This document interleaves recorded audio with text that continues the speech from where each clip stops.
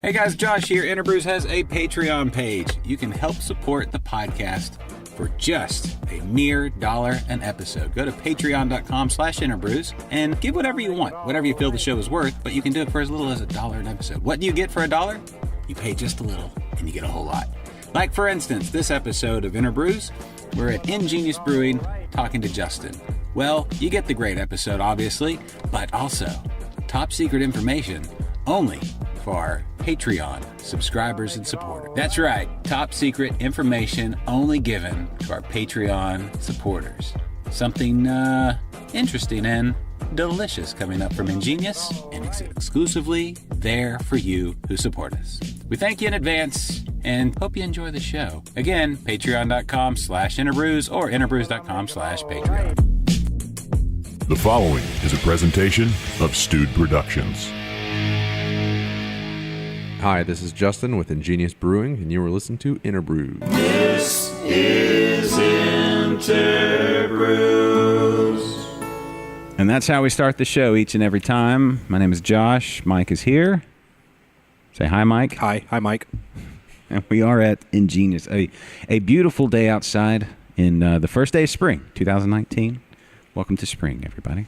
Justin, thank you so much for having us today. Absolutely. You've had a full morning so far. Yes, I have. As some people who know anything about me, this is the brewery side of things is my fun job, and I also have a full-time job as a urologist. So you had surgery this morning? Correct. Not on yourself? Correct. I was on the other side of the curtain. You performed. Oh, wait, what does that mean? I was performing it. I wasn't sleeping. Oh, right. So, well, you mean the curtain, like they put one up halfway? Yeah. So that if he were to, assuming it's a he woke up? That was actually a female. That's okay. A common misconception. Everyone thinks urologist is only for dudes, but no, girls get kidney stones and have bladder issues. Luckily, I've never had a kidney stone. A lot of people around me have, but beer actually protects against it. That's probably why. It's yeah. Actually, like how, like, do you tell people, like, when they come in with those kidney stones, you're like, you need to come to my brewery? I don't cross-reference that much, but you know, you get some patients who are like, "Hey, doc, I drink a few beers. Is that okay?" And I have the same message: "Hey, you know what? For kidneys, beer's a-okay." And the liver doctor might have a different opinion of it, but for kidneys, it actually helps flush the kidneys, keeps away from stones, and it's good. I bet we could do a full podcast just like medical issues as related to beer and that sort of thing. Yeah, no, I'm actually going to arrange a men's health segment out at the brewery sometime this year. Talk about prostate cancer awareness and talk about kidney stones and male performance and testosterone. There's a lot of misinformation out there, a lot of fancy commercials that star old athletes that make no sense and they're Frank just trying Thomas to steal your money. But yeah, so I'll do that to kind of tie in beer with some men's health stuff at some point. But it's interesting, and I think it's actually more people hear, oh, you're a urologist and you own a brewery. That's got to be two completely opposite things, but it has more to do than you would think, tied together. Do we need to pause it? Patients may call. Maybe the lady from this morning calling me like, "Hey, get my beer ready. I'm waking up, I'm feeling good." Well, okay. Let me ask you this. Like, we'll dive in a little bit right here about, I hear hops and estrogen and dudes and testosterone. Like, is that something anybody should ever be worried about? No, that was all disproven. There's no science that suggests that you get any estrogen effect from hops. In fact, a study shortly thereafter came out that suggested that one of the reasons that people who drink beer don't tend to have the liver problems that people who drink hard liquor or other forms of alcohol do is that hops may be liver protective, and there's some preliminary data out there that suggests that. So those folks who drink lots of IPAs might actually be helping their liver. Really?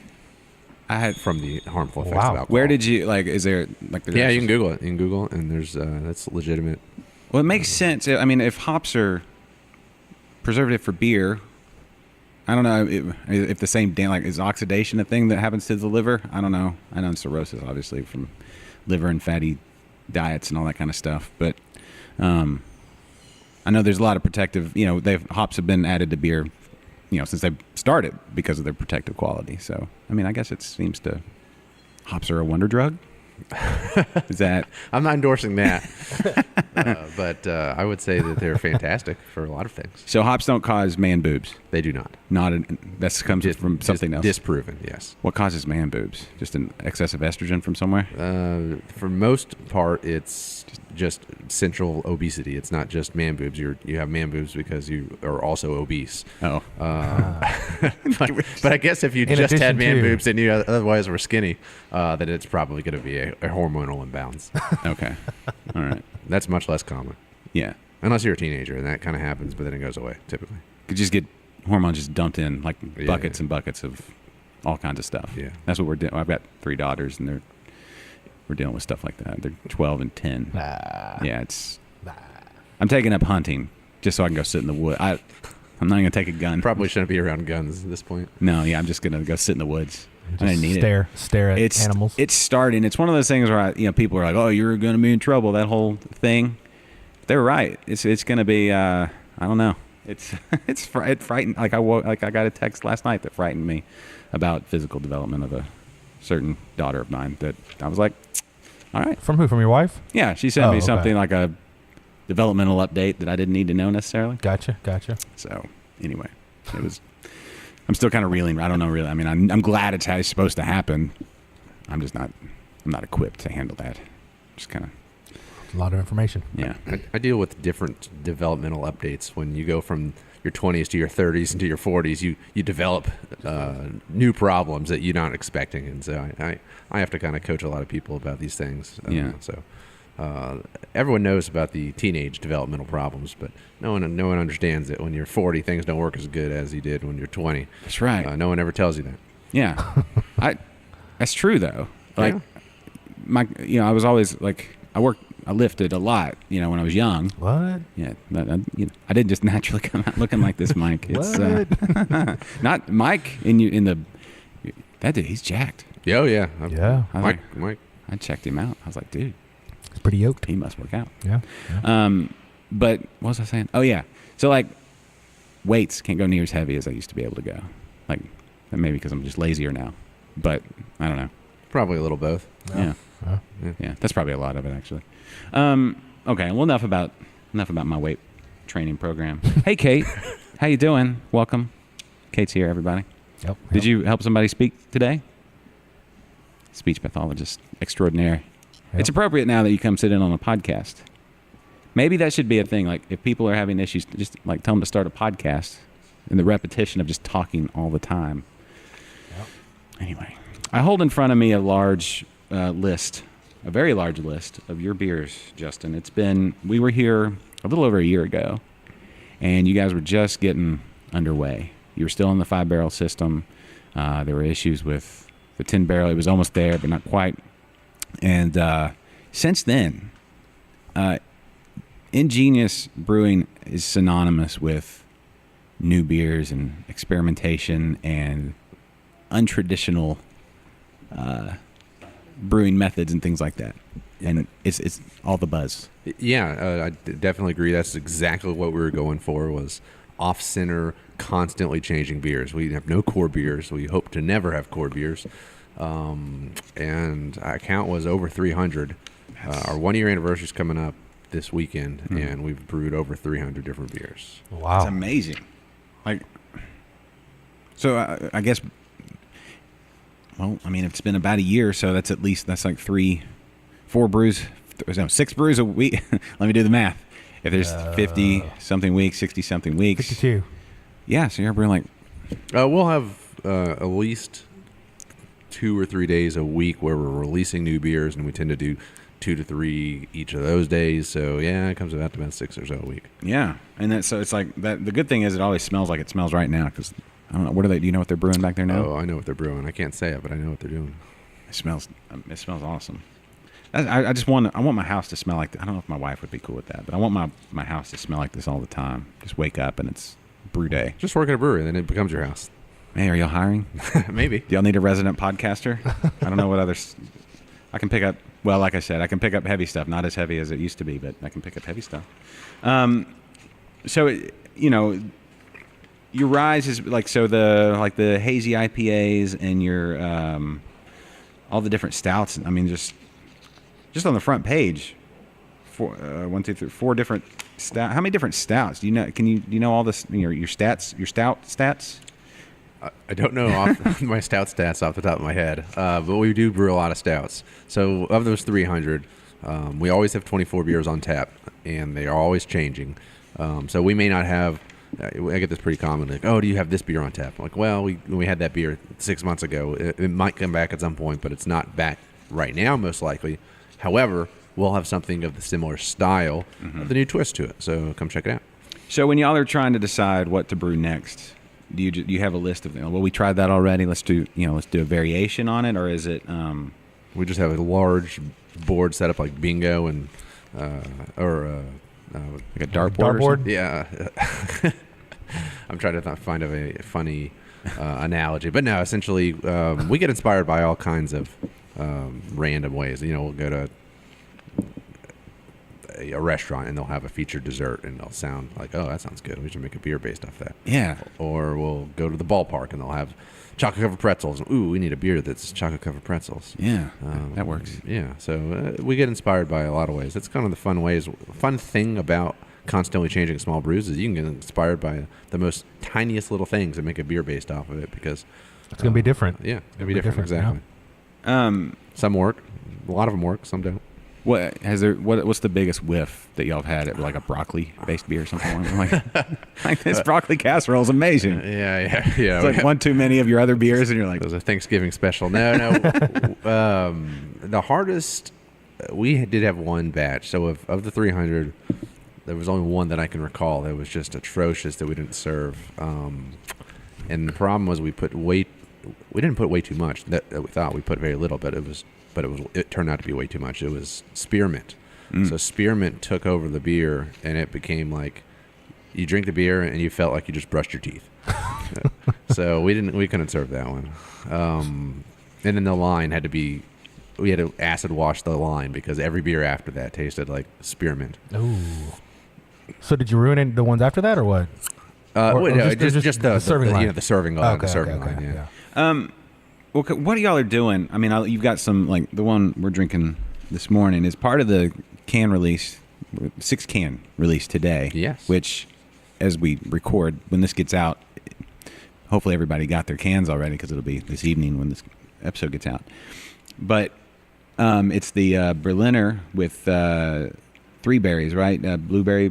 So this beer is a collaboration we do with our good friends over at Turning Point. Up in Fort Worth, or Bedford is the city they're at. A fantastic place. Check it out for sure. But this is a tart Berliner with almost a ton of fruit, a literal ton. There's about 1,800 pounds of fruit in there.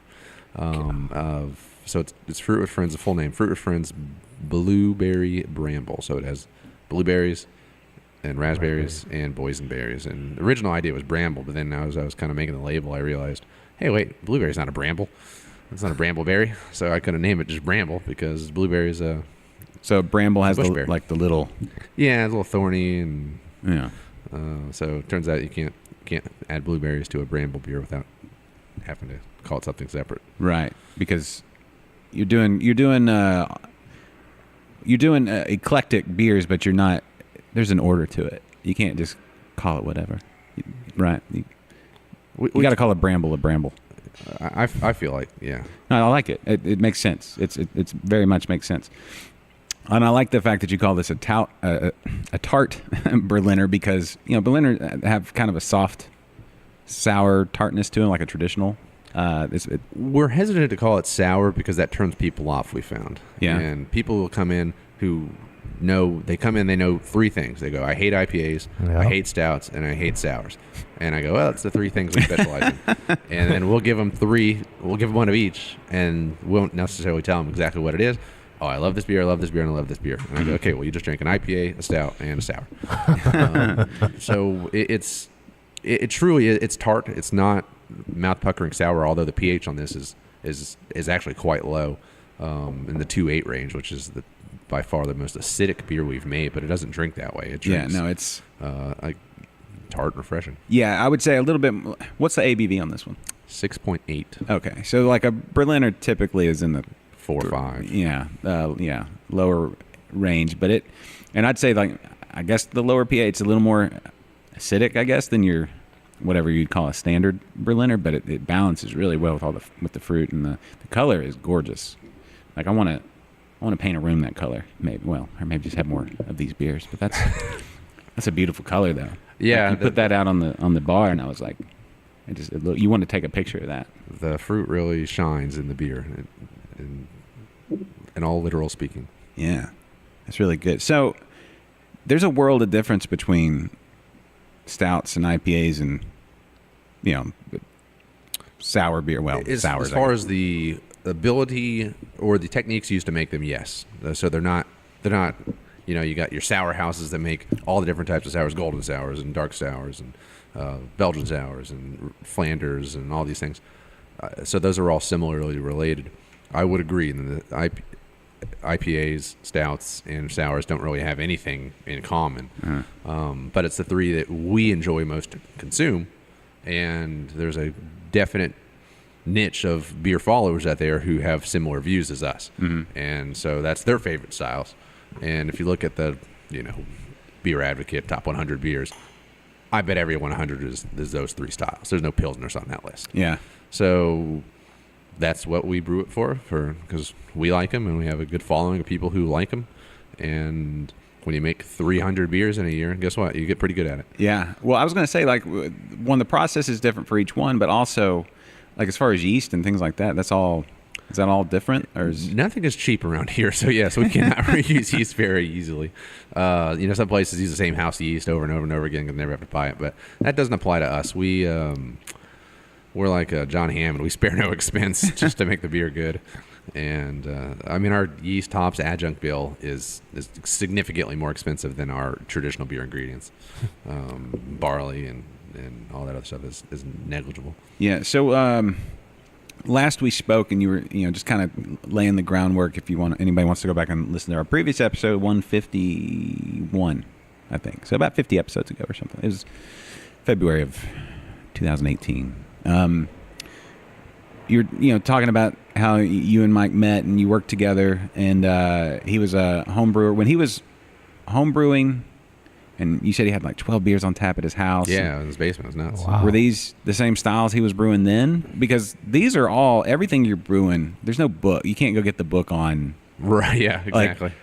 Somebody who's been brewing for 30 years hasn't written the book on like a pastry stout or even hazy IPAs. They're new, and you guys have done so many of all of them. You're really at the forefront of all this stuff. So was this close to what he was brewing then, or was it? No, not at all. He was much more traditional.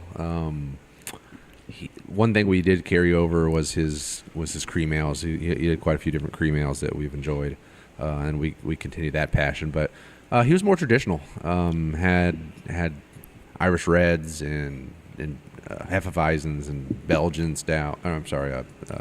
Belgian ales of various types, and Pilsners, and he did a cider, and they were all really good. Everything he did was true to form and good. So. But that's not necessarily what we enjoyed drinking. It's just what he was brewing at the time. Yeah. And as our taste evolved, this is back in 2010, things changed significantly in the world of beer since 2010. Yeah. It's a world like a lifetime ago. Yeah. New England IPAs are coming out at that time, and we were up in New England. Well, it was very close to it. And we started drinking more and more of those. And so our natural tendency was, okay, we're drinking more of these, we got to brew more of these. And so we kind of shifted our focus, and when we decided to go commercial, and again, this is over 5 years ago, it just took us a long time to get going, we knew we wanted to focus on what we find exciting. And we're in the beer trading groups at this time. We're trading beers all over the place. It's like, well, let's brew things that we're trading for. And so that's how we kind of fell into these styles, because those are the three hottest more styles that are traded and sought after. Yeah, well, the three pillars that you taught, your IPAs, your stouts, and then your sours. It's when I drink one of those, like the next one I want is never that. It's one of the other two. Like when I think about, okay, that's super malty or coffee or chocolate or whatever. It's like I want something hoppy. It's like my next beer. I want to swerve my palate over all the way to the other end of the end of the road, and then sour the same thing. Kind of I don't know. It always like, or when I'm enjoying one, I'm thinking of the other. Like, all right, this is good, but then my next beer, I'm gonna have this, and it seems to go through those three. It's kind of like the three cycle. Do you do that, Mike? Sometimes, yeah. I don't ever want the same thing, especially if there's 16, 18, 17, 10 beers, that I can choose from. Mm-hmm. I don't ever want the same one. I always want to try a different one. When you're out. Yeah, absolutely. Yeah. It's so true. I like to, never in history have we been able to do that though. It's pretty wild that. Well, to come to Ingenious, he will. Yeah, that's right. But when you think of like the access to like so many different flavors and everything, this is groundbreaking stuff. Like, well, I mean, that's how I feel. And it's easy. One of the things we learned when you open a brewery is that you have this idea that everyone feels the same way you feel about everything. And it turns out that's not true in any way, shape, or form. So that's exactly what we offer is you can come and have a good, high quality New England IPA, and then you can have an adjunct stout, and then you can have a fruited sour, and then you go back to an IPA, and then Uber home. You know what I mean? But some people come in and they get the same beer and they drink that all night. Uh-huh. And some people, we didn't have anything for the casual beer fan who's not willing to experiment. I mentioned before that people come in like, I don't drink any of those things, but they'll be willing to try, and then they become new fans. But some people, they're set in their ways. They're not going to drink anything that's not just a base, no adjuncts whatsoever. Mm-hmm. And so we brew a common called Common Denominator. It's a California common, and it's a very good base beer. I describe it to people who don't know anything about beer. I'm like, it tastes like beer.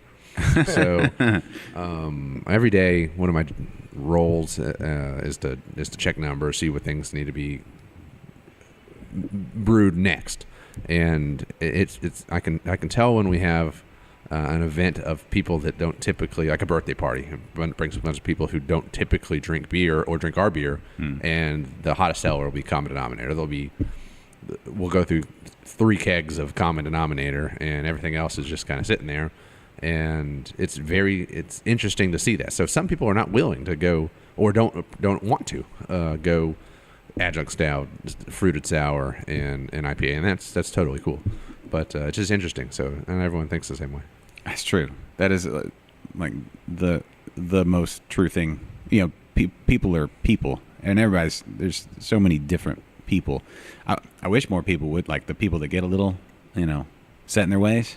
I wish they would break out a little bit. Like, you need to try that. Like, I look at that, and my wife tells me I'm too pushy on that sort of stuff. Like, I'm telling her, like, she loves double IPAs and IPAs. I'm like, no, you should try something else. Try this. And she's like, quit pushing me. Just give me an IPA and I'm good. But they're good. Those are great beers too. So it's like, can't really knock it. Like, I get it, but there's so much, it's like so much mouth experience or brain experience. I don't know what it is, right?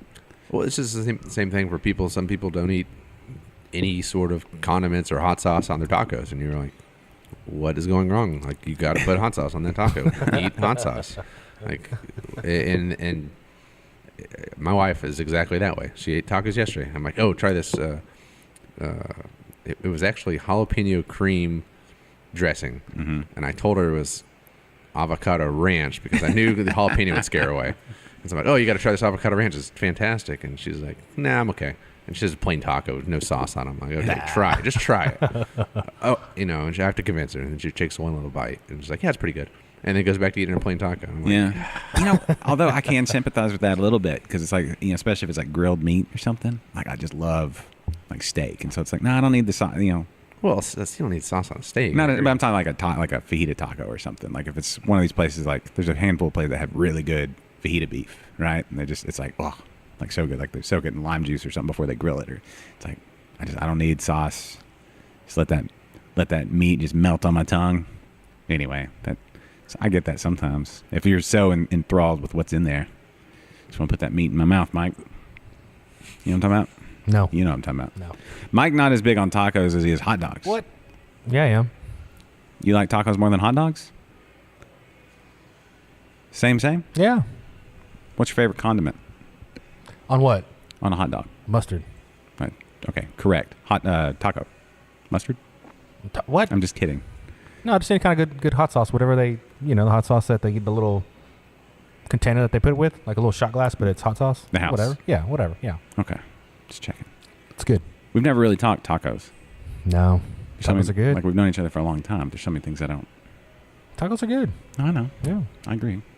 We have a taco lady who comes here every Tuesday, Kaluma's Tacos. They're awesome. And so it's always, the tacos are fantastic, but she comes at 6 and it always takes her a few minutes to set up. And I always have to pick up my daughter from daycare at 6:30. So every week it's a gamble. Am I going to get a taco before I have to leave to go pick up my daughter from daycare? So it's nail biting. And it's 50-50. Sometimes I get a taco, sometimes. What's your go-to taco? So they have a southern fried taco. So get this, it's a fried chicken, and I know what you're thinking is like a fried chicken strip. It kind of is, but it's way better than that. Mm-hmm. And then it's wrapped in these corn tortillas with cheesy mashed potatoes and like a little barbecue sauce, a little pico. Oh my God, it's good. That sounds good. Yeah. Maybe the only thing that would make that more southern, gravy. She did a gravy one time. It was also fantastic. Yeah. Ugh. Gravy on a taco? Yeah. I mean, if it's a southern fried taco. Yeah, southern fried taco. Maybe just batter and deep fry that whole thing. It was good. Yeah. I mean, every taco shop is good. The hardest decision is, if I get tacos, the hardest decision is which taco I'm going to get. Yeah. But they're sessionable, so you can eat a few of them. Session tacos. I like that. Maybe that's my next podcast. Taco brew. No, inner tacos. Taco cast. That sounds not PG. No. Taco. Inner taco? Yeah, that does not sound PG at all. I don't know. I don't get it. I'm kidding. I'm looking at empty glasses. I'm just saying. I can give myself the high sign. Just a second. Yeah. But so the 6-can release this evening. Well, let's just talk. Yeah. I mean, even though, how long do those, when you do the can releases, and do you do those weekly or monthly? Or? Once a month we do multiple cans. The number varies, but lately we've been pretty steady hitting 6. So the beers that you release, they're also available on tap. Obviously, we just got or is it? We always try to have the beer available on tap before it goes into cans. Mm-hmm. Logistically, that happens sometimes, but not all the time. Okay. And for instance, this particular week, there's a couple of the beers in cans that are not going to hit the draft lines until Saturday, but that's because we're having our anniversary party and we already have them scheduled to be on tap. We don't want those beers to sell out because they will. And then people on Saturday who are traveling for the anniversary will miss out on trying them. So we're going to have them all available on Saturday, but our can release is on Wednesday. So in this situation, if you're one of those people who have to try it before you buy it, then you'd have to wait till Saturday. I say just go with your reputation by now it's precedes you. So well, luckily, yes, we're in a nice situation where I don't, when we distribute to bars, I don't have to, a lot of places have to give them samples and, hey, try this, try that. I just send an email, this is what we have, and then it's instantly gone. Mm-hmm. I don't have to go, we're going to send someone you're going to try this particular beer. They know it's going to be good because we're not going to release it if it's not good. Yeah. If it's a toothpaste mint bomb, it's not going to How many accounts are y'all in outside of the tap room here? I have 70 accounts, just over 70, but I don't have near enough beer to provide them all. So it's like it's the orphanage, and no one can get more. I have just a set amount of my oatmeal, and I can give a little bit here and a little bit there.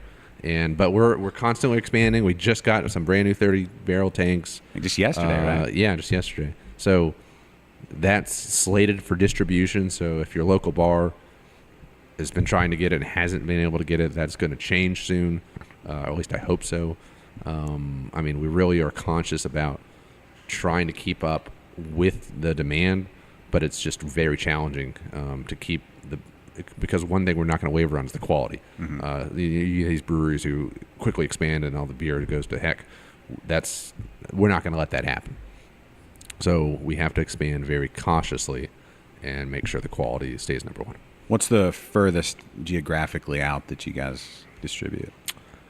So we use one-way kegs. It's a very nice way to cut down the logistics of trying to track back your hardware on your kegs. So if you're willing to pick it up and you have a bar in El Paso, our beer will be in El Paso, and that's happened. So I would guess El Paso would be the furthest that we have distributed within Texas. Mm-hmm. But we've done events in Brooklyn and recently Atlanta that had our beer. Oh, cool. So I guess Brooklyn is geographically the furthest. Just slightly further than El Paso. It's not as you would think that would be way different, but it's probably not 50% further. Yeah, it's not. El Paso's far. Yeah. Like far. Far. So El Paso. Yes. Mm-hmm. Anyway, on to the next topic. Can release today. We were discussing that earlier, but of the 6, double Humble Galaxy. Do y'all grow those in Humble? We do not grow them in Humble, no, but we serve them in Humble. Okay, good enough. Have you ever tried growing hops? I have not. Some of them grow. I think we're just our sun. We don't get enough daylight hours or something. It's something like that. They'll grow. They'll grow real fast, but then they'll burn out by the end of the summer. Yeah, it's hot here. Yeah, it gets real hot. Let's see. Birthday 1. So we were saying that you're going to release the cans today. Correct. We have 6 cans coming out today. So the Fruit with Friends Blueberry Bramble, as we previously mentioned.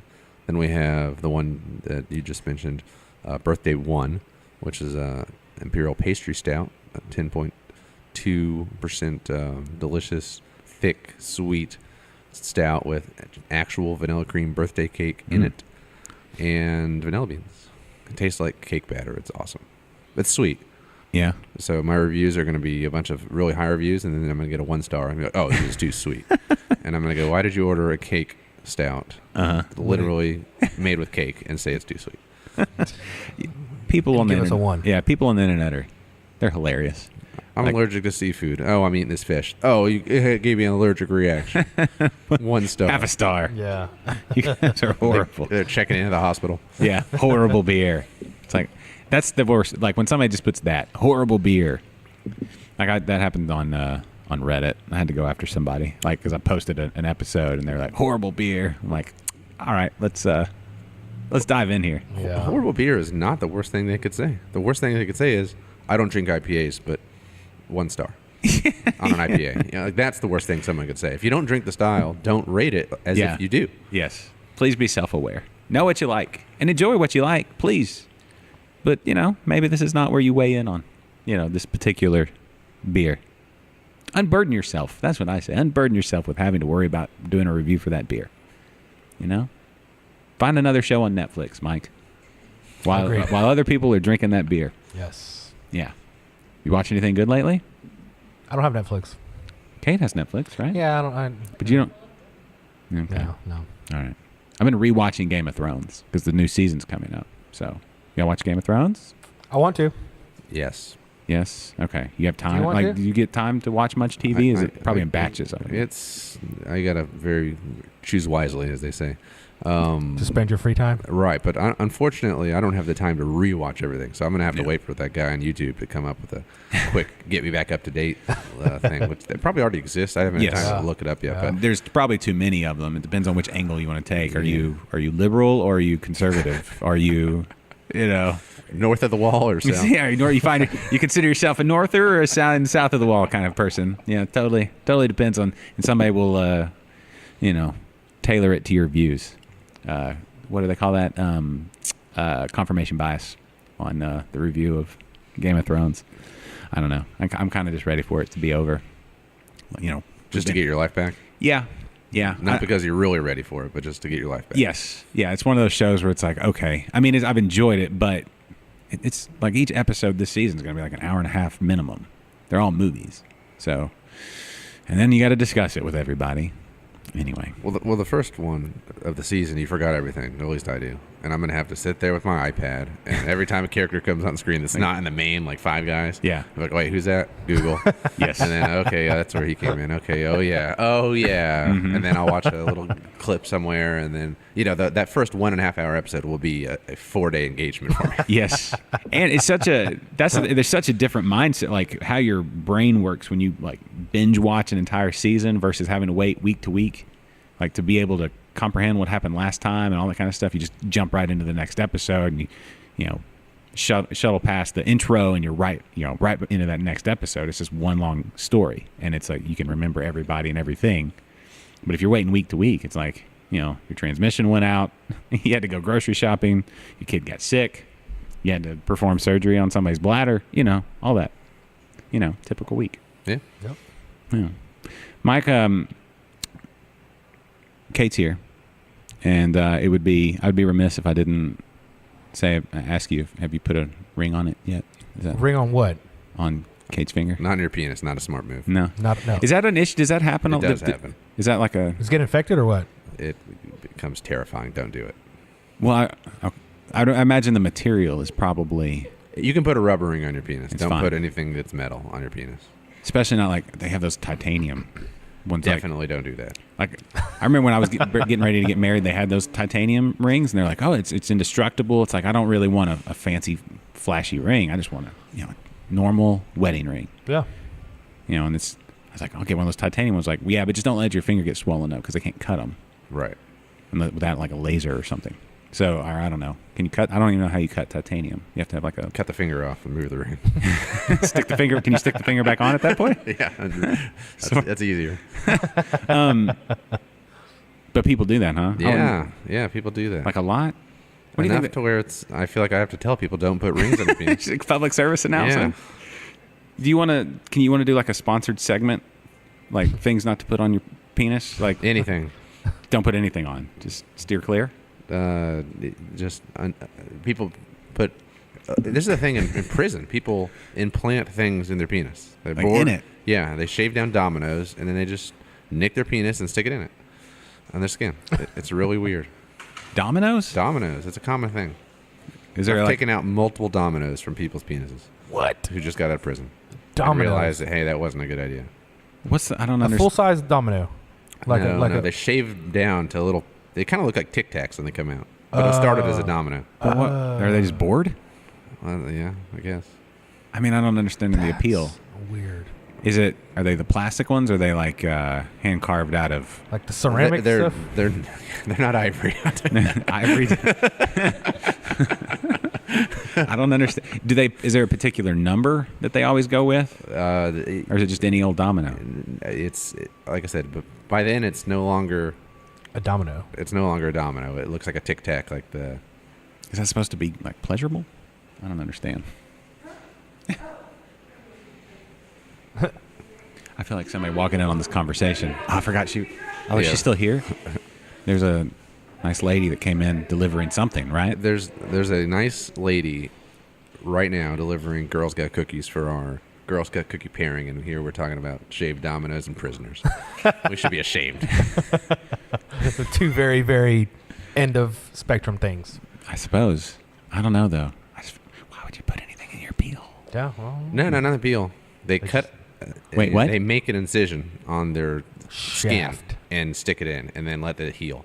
It doesn't ever heal well, but they What does that do? ribs their penis.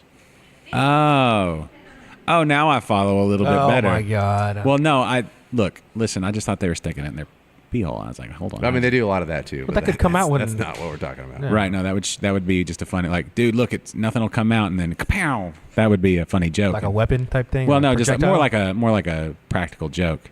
Dude, there's something in there. What is that? And then pew, just right in the eye. And it's like, aha, the old domino in the eye joke. That one. But ribbed. You've been watching too much R. Kelly. timely. Yeah, actually, yes, timely reference. But no, Yeah. not a big. I haven't been watching much R. Kelly at all, actually. Almost none, if I'm honest. That's good. Okay. Oh, now well. So the third can in the release. Infection, right? Infection would be a big deal. You can't sanitize that in prison. They don't have any sanitizing solution, right? Probably not. I don't know. I mean, Never unless been. they make their own Never been. toilet bowl hooch or whatever, and then use the alcohol. To sanitize? That's Yeah. not what they're using the alcohol for. No. Okay. They're not wasting their alcohol. Is that? Yeah. I imagine you get some horror stories from prisons. It's not all from prisons, though, right? I bet it's just like. Oh no, there's. Everyday, normal people? Gen pop. I won't say normal people. Well, that's probably normal. I mean, there's a selection of people who have interesting urologic problems that you would not look at them and go, "This guy has this interesting urologic problem." But then there's people who come in with interesting urologic problems, and you look at him and you go, "Yep, this guy would have total this sense. makes total sense." Yeah. Is there like a journal of crazy, like urological issues, like that you can go look Reference? at? Yeah. Like where does this rank on? They have that show ER disasters or interesting ER cases, and it has all these crazy things. And in that show, the craziest ones are almost always urologic related or colorectal. They do a lot of crazy stuff there too. But that I'm not aware of any dedicated journal or show that's for Like an Untapped for interesting urology, urologic, like rated, like put a urology after dark. Yeah, put a Hasbro domino in my, put it in my Making a penis, decision. and 1 star. Horrible domino for putting in your penis. Yeah. Or whatever. Go with. There is no 5-star in that category. Okay. And don't put anything around it. No rings. No rings. But what about fingers, Mike? Like actual rings for fingers, for cake. Cake? No, cakes are That good. was the beer you just drank, right? Yes. How No. was that? No, I had the Donut. I had the Vanilla donut. cream Oh, the donut, not the birthday. I had the donut, yeah. How was that? What did you say the description was? No. It's like like fluffy. Were y'all going for fluffy? Somebody said it was fluffy. Yeah, there's donuts in it. Donuts are fluffy. Yeah. Okay. Did you get fluffy when you put it in your I mouth? will be. You're going to be fluffy. Yeah. Okay. But not because of the hops. That was debunked earlier. Correct. Okay. This beer is delicious. And Spring training one? Mm-hmm. Are you a baseball fan? I am. Did you know that baseball starts very early this year? 28th of March. Yes. Actually, it technically started today. There was Japan? in Japan a game that, although it's considered, Wow. it should be considered an expedition game. They're counting it. Who played? Was it the A's Mariners? and Seattle? And yeah. Ichiro. Ichiro, Is this his final season? Yes, it Is is. That's why they did it there. Okay. Tokyo. Yeah, the Mariners signed him again because he was all over the place, and then he didn't even play last season, or like a quarter of the season. He's just like, I was gonna sit down. Now he's playing. He's still awesome. Yep. Still Ichiro. Astros fan? Yes. Okay. Always an Astros fan? Yeah. Okay. Yeah. Born and raised in Houston. Good. So. Correct. We went through some tough years, Mhm. but great entertainment now. I mean, just even when they lose, it's entertaining games. Yes, we're doing a first game of the season for Liquid Lunch. It's on a Thursday, so we're doing a show at Thistle Draft Shop in Spring. If you're not doing anything on the 28th, and at noon is when the show and pre-show party happens, and then 3:00 is I think first pitch, or 3:10. So I don't even have to check my calendar anymore to know that I'm busy. That's how busy I am. can't get that covered. I have to check my calendar to find a spot where I'm not busy. We'd have to schedule this like a month in advance. Hey, we're gonna have spring training party or opening day party at Thistle. I'm like, okay, well, we're gonna have to tell the MLB to start April 8th. They'd be cool with that. I get. It's like there's so many games though. Yeah. I don't know. Are there too many baseball games? Never. No. I don't think so. Okay. Do they need to be faster? Have y'all watched any of the preseason games with the clocks and the what else? Oh, they put the runner on base for extra innings, or y'all seen that? Mm-hmm. Or with the 9th inning? It was one last night I saw. They had a runner on in the 9th. I think that was just because it was agreed upon by the managers, both managers. I think that's an extra inning thing, but since it's spring training, they can do whatever they want. In the Both ninth? managers, yeah. They kind of got a little league on They it. did it in the 9th instead of the 10th. Yeah. No, that makes sense because you don't want to go extra innings in a Spring training game. spring training game. There's no point to that. Yeah. Okay. I think they should do that regular season though. Yeah. I mean, there's gonna be a lot of people that are, hey, that's not pure, that's not true, but What's pure? I don't know. I mean- I'm one for it. Yeah. Speed it up. Like No. I want to slow get down. I want to get to bed. Nothing worse than I want to watch this game, but I want to get to when you bed. go to a ball game and it ends 220. before you know it. Yeah. 220 game or something like that. I don't know. But some of those, like what was the World Series game? Was it last year? That was yeah. 14 hours or something. Yeah. It's a long game. No, like an 8-hour game, like a legit 8-hour game. It went 17 innings. What was that? Something like that. Yeah, I don't remember, but yeah. Yeah, long game.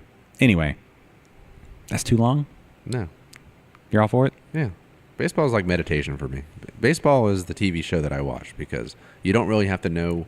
I do know a lot because I watch every game if I can, but it just you put it on in the background and you just kind of melt away. Yeah. Did you play baseball? I did. Okay. I did.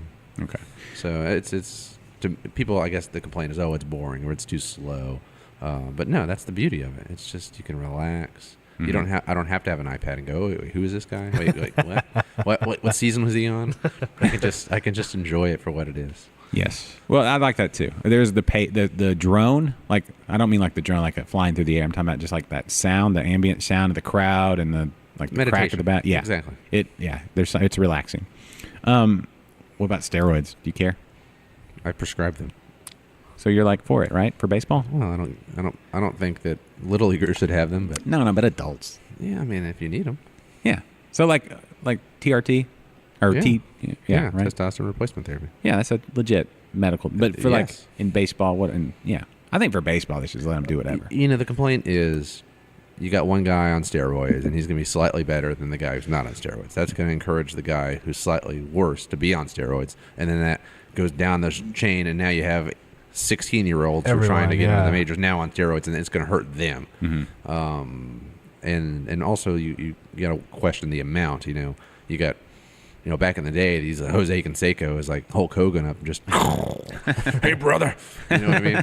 So that's probably not healthy. And you see a lot of those from that era that they have some health problems, you know, enlarged hearts and all kinds of problems. But there's a certain population that definitely benefits from TRT. And When does that kick in? Like, when do you need to like get that checked? The best, if you sell testosterone, your answer would be right now. They come in all the time into my office and they're like, hey, you should question every patient you have. Are they tired? And if they are, you should check their testosterone level. I'm like, everyone's tired, okay? Yeah. I don't have to question them. Everyone is tired. That's a terrible screening tool. The screening tool that you use is libido. If you have no desire to have intercourse, you might have low T. I don't have low T. If you have performance issues, that's unrelated to testosterone most of the time. So that's a common misconception. People are like, oh, I'm having issues maintaining erection, I must have low T. Nope. It's all about libido. If you have issues maintaining erection, but but you're still interested, that's not a testosterone problem. So that's the screening tool. So that would be like a blood circulation issue. No. Or It's a common psychological issue. Not neither. It's as we get older. Turns out I'm not a doctor. Go ahead. As we get older, your ability to sexually perform goes down, and over 50% of men. So it's a very common problem. No one likes to talk about it, but Let's talk about it. But yeah, here we are.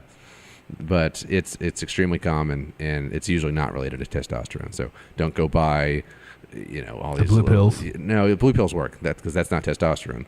Don't go buy. That's sodium benzenate or something. Oh. I don't know what it is. It's not that. Again, I'm not a doctor. Yeah. What it says something. Don't go buy random over-the-counter things to try to boost your T levels because you're having troubles in the sac. That's when you see a doctor and get medicine that will work, or do one of those online things like Ronin or Hims. Those all legitimate stuff. All legit. Mm-hmm. Same thing. What about the hair loss? Those ones are the ones where you have to actually have a fake consultation with the doctor. Mm-hmm. Those are the pills they give you are legit. But if you're trying to buy them from a Taiwanese, if you buy them from a gas station, run. Do not buy whatever they're selling at a gas station. If you're getting them on the dark interwebs and you're not having to do a consult with a computer doctor, do not buy those pills. So it's just an age thing. It's an age thing. Yeah. Okay. Is there any you can exercise makes it better? Maybe a little bit. No, it's just you got two competing signals in your brain. You got a green light, go for erection, and you got a red light, no erection. And as we get older, the red light goes up. What causes the red light? Stress and all the day-to-day stuff. So maybe yoga. It'd probably help. Okay. Depends on who else in the class. A beer, a couple beers. To some degree, that's baby goats. A few might help, but you get 6 in you, and you're going to start having problems. Okay. Yeah, I feel like we could do a whole episode on the whole health thing. So it's very much like a spectrum, or like a sweet spot with beer for health and stuff like that. Yeah, exactly. For a lot of reasons. So it thins your blood slightly, so less chance of heart attacks and strokes. It has antioxidants, and hops we've already discussed might be good for your liver. wine has a lot of antioxidants. It's good to help prevent cancer. So small amounts of alcohol is actually quite healthy. Okay. And no man boobs. Well, it's unrelated to that. Right. You don't have to worry about man boobs at all, Mike. I mean, not from beer. Correct. And hops. Correct. Hops won't give you boobies. Correct. Now, if you're drinking 12-pack a day, the calories in there will generate your chance of having overall obesity, which might in turn Give you deposits in the chest region. Okay. But they're like a beer gut. There's no like just from beer. Like is that a thing? Like just it all has to do with diet. The classic beer gut is usually related to central obesity. Okay. And just calorie overconsumption. So if you drink 12-pack a day, that's going to lead to calorie overconsumption, and you're going to have the quote-unquote beer gut. But there's a lot of people out there who have a beer gut, don't drink beer. They just eat fast food every day. So there's significant amount of calories in a beer. It's like you could survive. Like the guy that's doing is it Boulevard? Now who's he work for?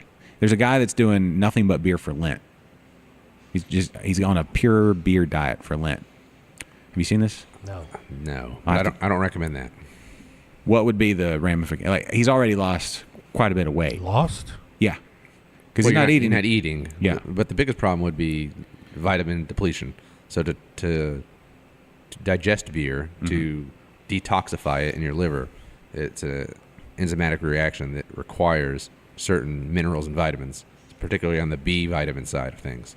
Okay, let me ask you this. I'm sure you've looked at different diets, like keto and everything, like paleo, and maybe like what's the carnivore diet. I did that for like a couple weeks, and it works. Like you lose weight really. Like I lost weight just eating meat. That was it. But do you miss out? But also then I added beer back in. Is that? Let me guess. You gained it all right back? No. You had a meaningful loss of weight that you sustained. Yeah. That's not the typical norm. But I also it was I don't think I was eating as I don't think I don't eat as much as I did before I started that. Okay. So there's calorie restriction, Okay. and then also the window in which I eat. I So narrowed that intermittent down. fasting. Yeah. So that is why you probably lost meaningful weight. So not really just the. So you lost water weight when you went keto, or You can't do or keto in carnivore. beer. I tried that and it doesn't work. Correct. I guess the purist will drink no alcohol. The people who still want to have fun will drink whiskey. Yeah, but you can't have beer. But the beer is definitely out. That's fact. It was literally like I had to pull my head up off the table like at work if I'd had a beer with doing the. So shows. our brewer Mike, he's keto, so he doesn't drink beer. He brews beer, doesn't drink beer. Really? Yeah. At all? So he never samples You what he can't- makes. That's the thing. You can't really do a cheat day either. I mean, you can sort of, but not like a full. He has 2 cheat days on average a month. where he goes just whole hog, like No, carbs. he's still reasonable. He's not. I would imagine his the donut capacity. buffet. I would imagine his capacity to go whole hog is what his whole hog would not be a normal whole hog. Like you just can't, like one bite of a donut after you've not had a donut for a year, it's going to cause you to feel, ugh, like that second bite, you're going to be like, all right, I'm good. The more No? I think about that, he's definitely done an entire loaf of French toast one time on a cheat day. he did not feel good though. No, it makes you feel like shit. Like just like absolute, just like somebody punched you in the brain. Like, yeah. So that was my experience. I'm guessing individuals are different. Sort of. Yes. Again, not a doctor. Results may vary. There you go. Yeah, not meant for medical. disclaimer, Yeah, here's the disclaimer. This is not consult your physician. None of this is professional. Well, but yeah, consult your This physician. advice does not apply to you, most likely. Yeah. Every this is all just take as a grain of sand. I Just like Googling medical advice. yes. So I tried keto for a while and it worked, but you can't do beer, and so that's why I had to give it up. I love beer more than I love. Losing weight. No, I'm just doing keto. I was like, there's other ways I can do this. So that's when I was like the intermittent fasting. Or I guess that's what you call it, but like an 8-hour window. Yeah, That seems to work. 8 hour is I think one of the easiest diets out there. 8 hour intermittent fasting diet has good data that it helps.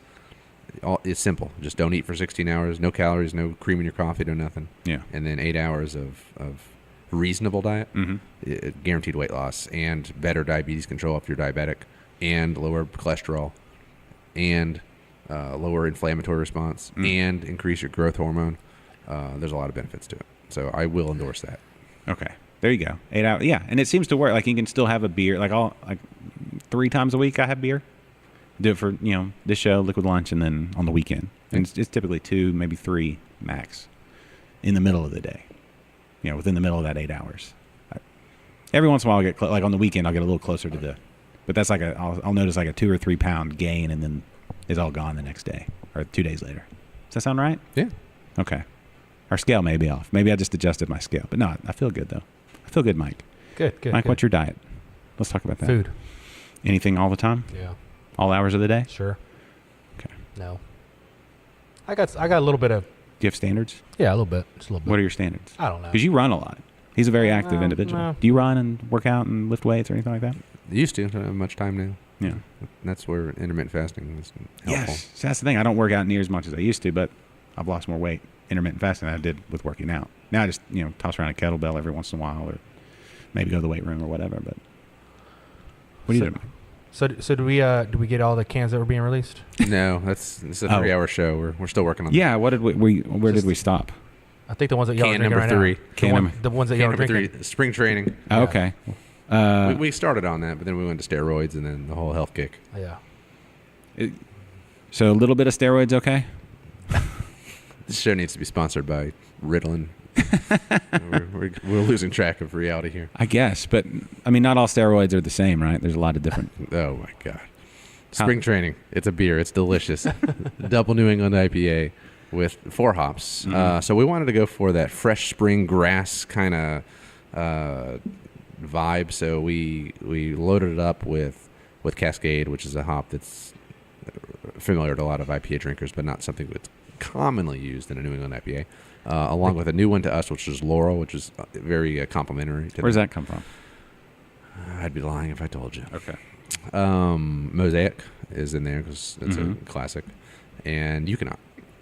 And the 4 of those, it brings a really, it's very balanced. It's very reminiscent of IPAs, the flavor profile of IPAs back when you first started drinking IPAs, years ago, assuming you're like me, and but still has that juiciness and smoothness in the New England style. So delightful.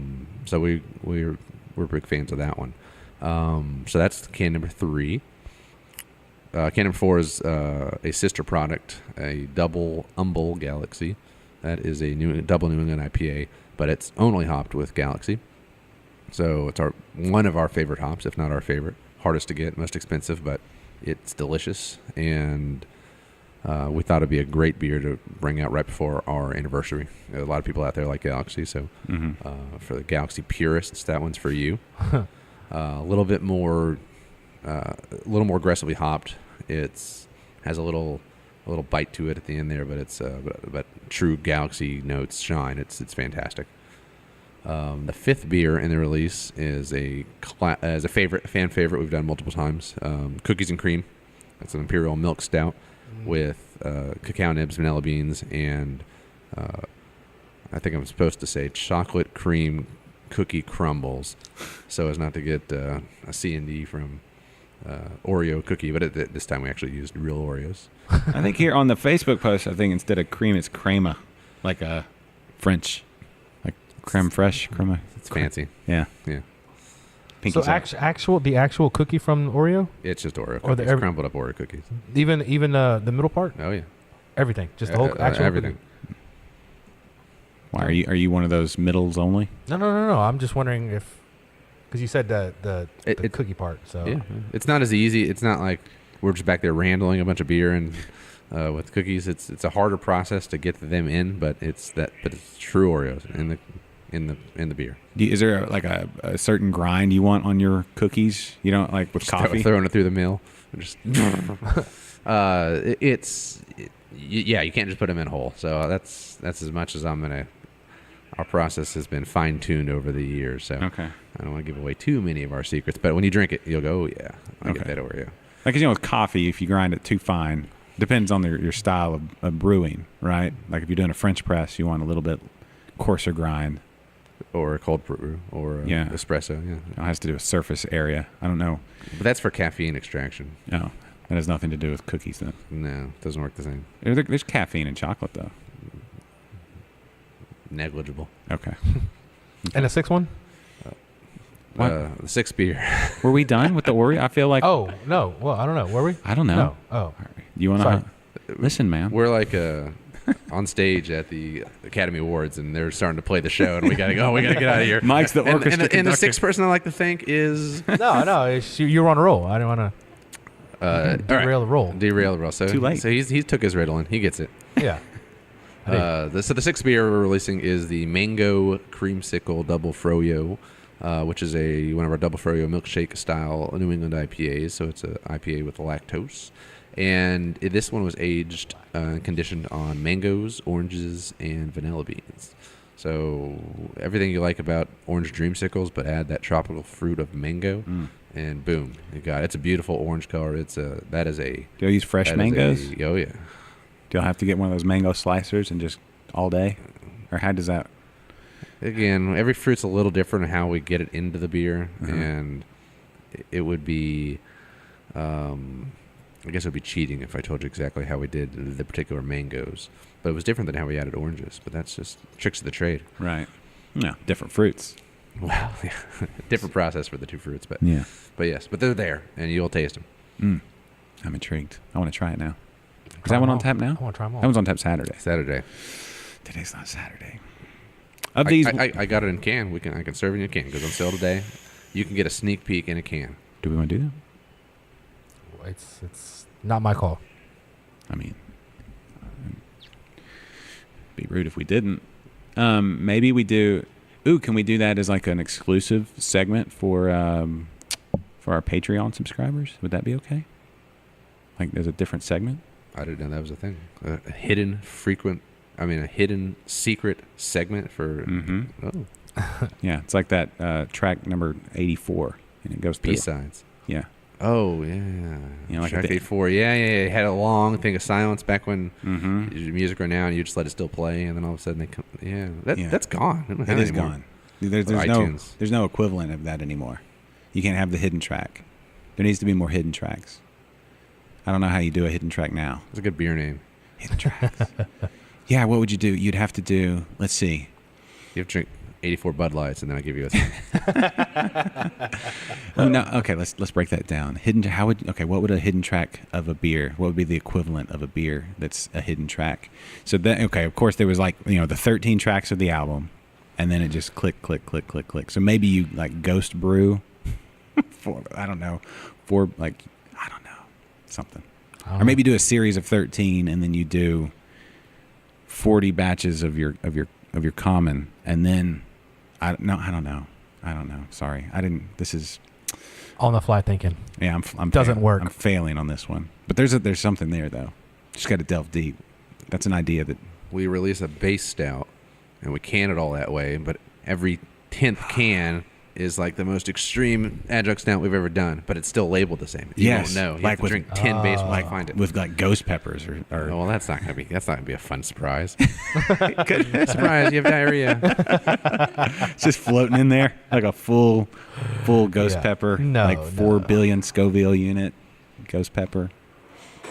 Okay, maybe not. Maybe like what would be a pleasant surprise? Like I don't know.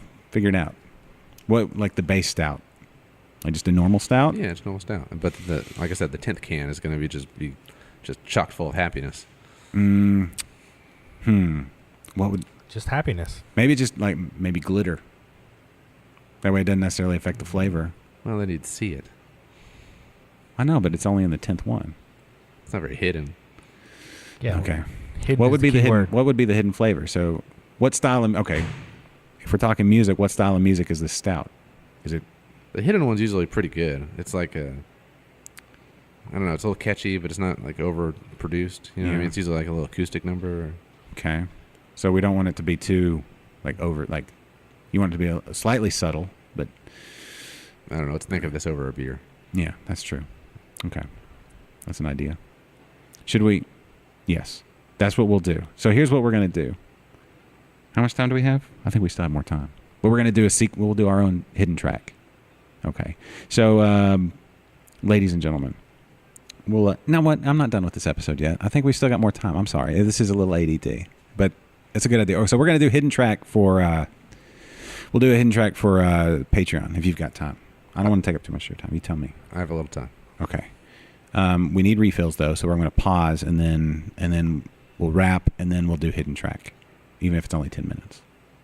That sounds reasonable. We'll do a visible track, and Yes. then we're going to do a hidden track, Yes. Set the anticipation. where we're going to discuss the hidden track beer, Yes. and also the mango, or maybe that'll be in the visible track. I don't know. Mango extraction. Mango. Okay. All right. Don't even. Yeah. Just. Shh. Mango. We're back. Hey, hand me that can, Kate or Mike. Thanks, both of y'all. Team effort. Mango creamsicle double froyo. New England style milkshake double IPA with mangoes, oranges, vanilla beans, and milk sugar. Is all lactose?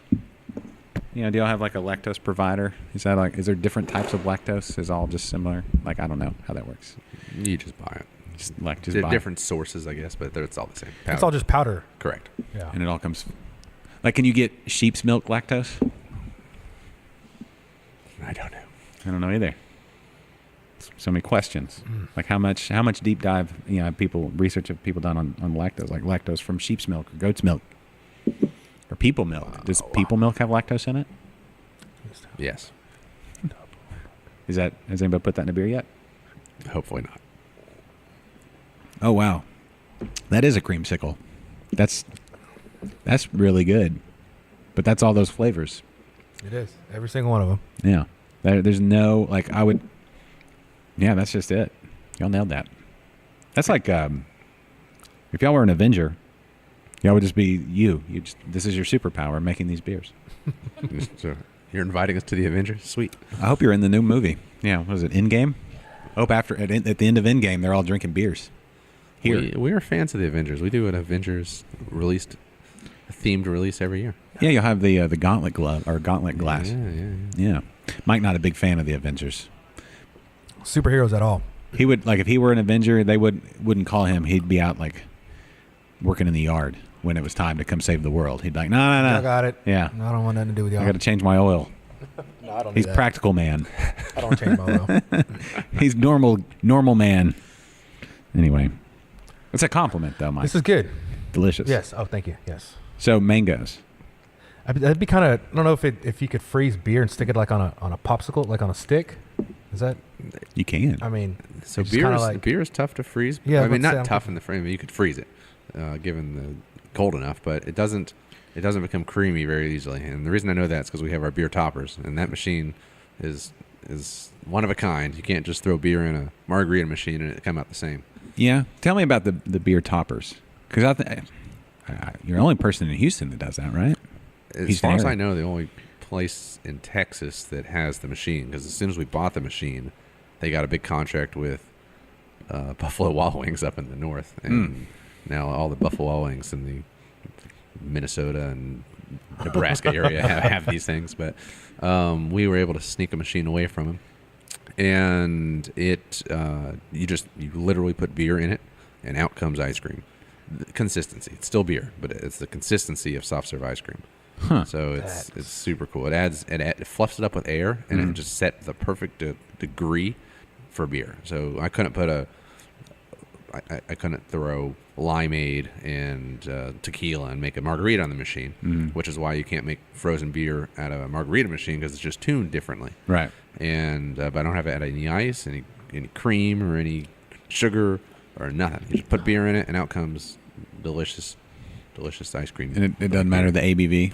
The higher the ABV, the higher my little setting. There's a setting on it. Oh. You dial it in. Okay. So if it's super high, it becomes a little bit slushified. Not terribly so, but What's the highest you've tried? Or we put a 10% milk stout in there. It came out awesome. It was a peanut butter chocolate milk stout, so it came out the consistency like a Frosty. Not true soft serve ice cream, but like Frosty. But if we put our typical cream ales or our normal milk stouts, they come out like ice cream, soft serve ice cream. Yeah, that's really good. I really like that. That is good. Yeah, that's I don't get down on sweets a lot, but this is right. Like it's not sweet. It's like it's sweet, but not like sweet. You know what I'm saying? It's not like coinly sweet. It's like the perfect like adult sweet. Yeah, man sweet. Yeah, that's man so sweet. Good.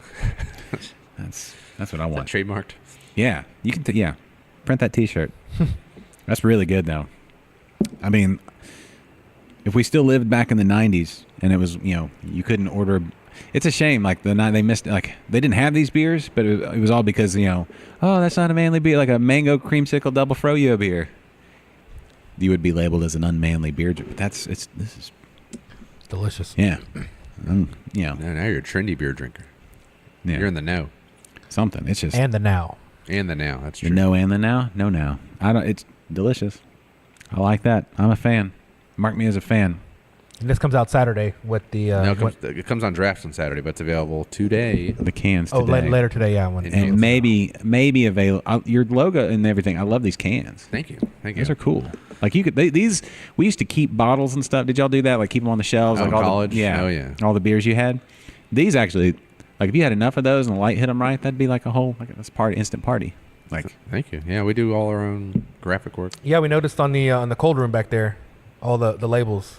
That's very. I like the reflectiveness, the aluminum. What was it called? How many? So was this a 10-barrel batch or was this a 10-barrel? Correct. And how much mango went into this? Do you know how many pounds? Off the top of my head on that one, I do not know. Okay, but a lot. Yeah, you can definitely tell that the mango is it's kind of on that. You get the orange, but then you get it's kind of on that soft. Mango's kind of a soft flavor. It's kind of it's sweet. It's sweet, but a little tropical notes to it. I mean, it's just you definitely get the orange dreamsicle, but the mango comes through. So we've done orange dreamsicle beers. This is different. It's distinct and different than those in taste, but. The mango on this particular beer, more than anything, really brought the color out. Like the color is, it's pretty show-stopping. Yeah. Yes. No, I recommend. Try this one, everybody. It smells so good. I drank on mine. I didn't stick my nose down in there very much. It does smell good though, or it did. Take it down. It just kind of reminds me of like the from the ice cream truck. The from obviously non-alcoholic, but you get the cream in the middle. What were the hops used? Was it all like kind of tropical fruity type hops and stuff like that? Did we? So for most of our froyos, we use Citra Mosaic. Okay. So those are very citrusy included. Yeah. Okay. No, that works. But you get some of a bit of the. Well, finish yours. Huh? All right, Kate. Ladies first. There you go. So this is the. It'll be fine. It's fine. Everybody, it's a party. Everybody in the glass. See, now we're at the other end of the spectrum. Go from this great orange, bright beer to a cup of chocolate. Okay, so tell me about this birthday cake. Birthday one. So this was brewed in honor of our first anniversary party coming up this Saturday, and which I should mention, tickets are sold out. So if you don't have tickets and you're listening to this, they are unfortunately sold out. But at 5:00 on Saturday, the doors will open to all. So if you didn't get a ticket, fear not. The beer will be available. We're bringing out 6 extra draft lines for this event. Oh wow! So 30 beers. There's no way the ticket holders are going to be able to drink them all. Come out. We'll have food, great beverages. It'll be good. And the cans will be for sale. So, but no crowlers available on Saturday because it's going to be a little bit busier. We want to keep the line moving for everyone, and everyone can have a good time. Okay. But so this beer is brewed in honor of our first birthday. So we thought, of course, we got to make a birthday cake adjuncted. That's sweet. Imperial pastry stout. So that's what we did. So 10.2% pastry stout with birthday cakes as part of the mash. Where'd you get the birthday cakes? Well, We actually get grain. Some of our grain we get from a baking supply company. And so we're able to get some interesting pastry type things. We get brownies and cinnamon rolls, and it's a good relationship. Well, I don't think I'm the first to say it, and I don't know if I said it earlier, but congratulations on a year. That's a big deal. I mean, when you think about everything that went into getting the brewery open and everything, and now you're here a year later. Yeah, thank you. It's wild. It seems like it's been 10 years, but yeah, it's coming on a year, and which is great. I mean, and the people have really supported us, and I mean from the get go. And when we started, we had some issues as far as our equipment wasn't given, and I think we talked about it extensively last time. But an update on that: that guy is being investigated by the FBI. We now have a number that the FBI assigned to us. It's like a victim identification number. It's just what everyone wanted, right? VIN. So we got a victim identification number to try to get the guy who stole the $225,000 of equipment from us. Is he on the lam right now? No, I don't. I think he's probably sitting around biting his fingernails, knowing that. Okay. It turns out he screwed a bunch of other brewers too, and That's the worst type of person. Why brewers? He was a brewer, and he had a lot of clout in the hyper local area of Bend, Oregon, where he lives, and he made a bunch of equipment for the guys up there, which is a lot of breweries up in Bend, Oregon. Yeah. He made the equipment. So he was a fabricator, Okay. and he took our money, and he never gave us the equipment. Gotcha. That was the problem. Gotcha. But I don't think he was inherently a bad guy. I think what happened was he was aggressively pricing. I mean, the equipment was good, well priced, and it was well designed. And we were looking at it, and I'm like, yeah, this is a good deal. And we're a startup. We're just me and one other guy, Mike, the brewer. So we don't have 10 investors. We can just go buy the most expensive stuff in the world. So we wanted good quality products, but we wanted it at a reasonable rate. And this guy, I think he got in over his head, and he had started stealing money from the next customer to finish off the product before, and it just spiraled out of control to where he just could no longer do it. And He's the it's like the pyramid scheme of Yeah, or the Ponzi scheme, I think is what it is. Ponzi scheme. He's the beer equipment fabricator. He's the Bernie Madoff of Yeah, beer, yeah. beer equipment world. So that a year ago we were just fresh. That was a fresh wound. But we were able to climb out of that, and I mean, it has all to do with the support of the local patrons. I mean, we're only here brewing because of basically all the listeners out there, and we were well aware of that, and we certainly appreciate it, and that's why we continue to push the envelope and brew exciting things constantly. It's not easy to brew 300 different beers. It's extremely challenging. It's hard to continually do something different. Try to stay at the forefront, and it's easy to brew. It's relatively easy to brew the same 6 beers over and over and over again. But we refuse to do that because it's also cheaper to do the same beer over and over again. But we want to be exciting, and we want to be the place that you want to come to, and that's how we designed it. So it has been a long road, but Happy birthday. But I appreciate it. Yeah, are y'all, happy birthday. Cheers. Are y'all is somebody gonna do like a birthday cake face plant a la the normal 1 year birthday? Like just Will there be a real cake? Yeah, there's somebody just like a 1-year-old just in a birthday. Somebody Or should you and Mike. Yeah, y'all should probably. So we don't actually have any plans for that or a real cake. Remember, Mike's keto. That's true. Get him a meat steak. get him like a meat cake. Nothing wrong with that. Yeah, Nothing wrong with that. Made out of nothing but eggs and MCT oil. yeah. Just a bacon wrapped MCT oil. You could use almond flour cake. Whatever. But somebody needs to do a face plant into a cake. I think there's gonna be a lot of face planting, but I don't think it's gonna be a cake. Nothing to do with cake. So when you say imperial, what makes it imperial? We call imperial over the 10% mark. Okay. Yeah. So anything over 10% imperial. Yeah, I don't know if that's the official definition. That's what we throw around here. The name came from sending it over to Catherine the Great in Russia. They would brew it in England, the stouts. and so that she liked the bigger beers, and they aged it, for the winter and things like that. They needed bigger, and so for the Empress Imperial, the Imperial Stout, that's where that became a thing. Okay. And now like double and Imperial are kind of interchangeable, and a lot of double. Like a double stout, like a double stout, double IPA. You call it just Imperial. You could call it an Imperial IPA or a double IPA. It would be there may be synonymous. subtle differences, like definition wise, for like GABF or whatever, Gotcha. BJCP or whatever, but letters. But it generally means bigger, more of everything, Gotcha. bigger alcohol. But 10%. Okay. 10%. But I guess it's strange that, at least here, and I think for most places, it's stouts.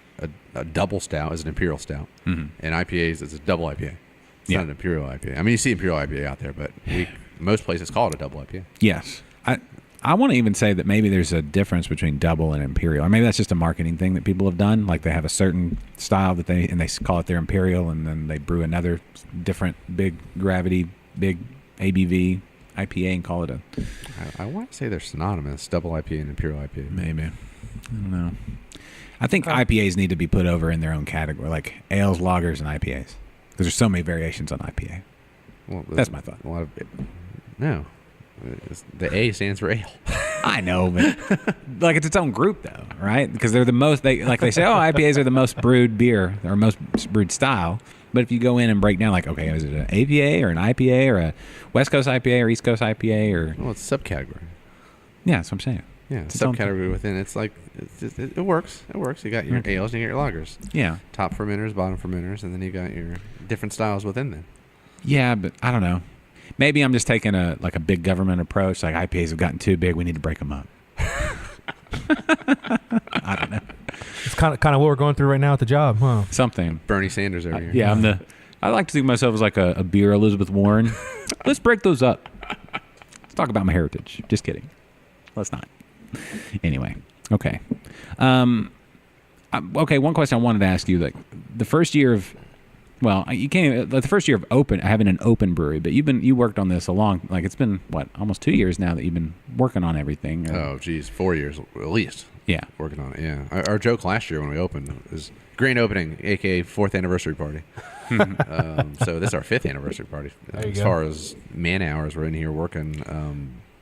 Because we, like I said, we formed the LLC in 2014. Mm-hmm. Wow. And that was after 2-3 years of work. So yeah, more than that. And that's the thing that amazes me is like the world of difference between the beer world then, like when you first got the inkling, like let's open a brewery, like the way things were, laws, the approach to beers, like hazy IPAs weren't even a thing. At least I don't think they were a thing. If they were just in New England, like 2 breweries in New England somewhere, maybe. I don't know, just like from then to what you're doing now, it's like it's a cool metamorphosis and journey, and I don't know, just cool. So I don't know, don't really have a question on it. It's just a cool observation to make. Yeah. Yeah, things have changed. That is a fact.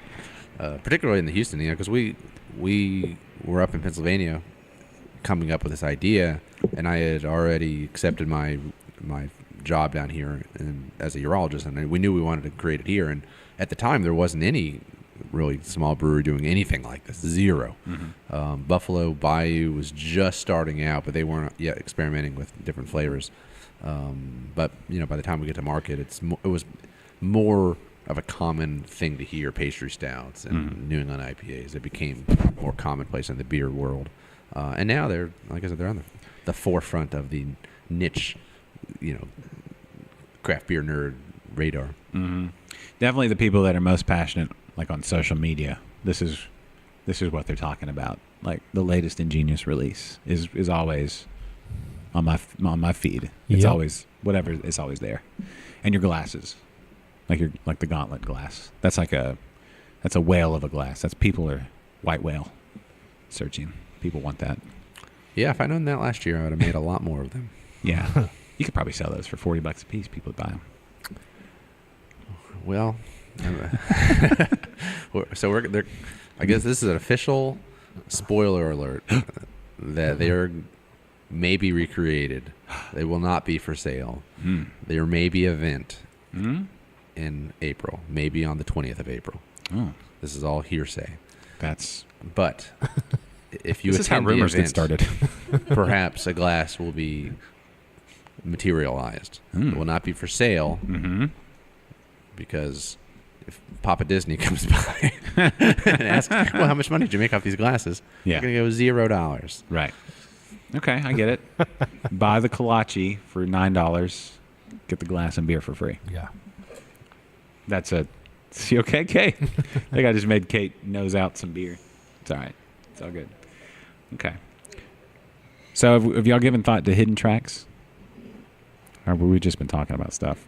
Anyway, anniversary party this weekend. That's just... Okay, so here's what we're going to do. Can release today. Hopefully there are some available over the next few days. When you're hearing this, come out to Ingenious, get your cans. Can releases all the time. Once a month. Once a month, right. So if you missed this one, let's say you're listening to this 4 months from now, because podcasts live forever. There's going to be another one. Just check out Facebook or whoever, Twitter, whatever. Wherever, anywhere online, people will be talking about it. Reddit, people talk about it on Reddit a lot. Mike, I don't know if y'all knew that. Y'all are big on Reddit. You ever get on Reddit? I have not. Yeah, Reddit's one of those places. Like that's like, with groups, like that's like underground groups for Houston beer and Texas beer. That's where people talk about it. Anyway, so watch for can releases. Anniversary party this weekend. If you're listening to this in the future, set your calendar for second anniversary or third, depending on whenever you're. I'm sure this is, who knows. And just come out and try some of these amazing beers, including one that may be coming out called Secret Track or Hidden Track. Or maybe out by then. It may be out. Maybe you missed it in its own special glass that you can't purchase, but they just that materializes out of nothing.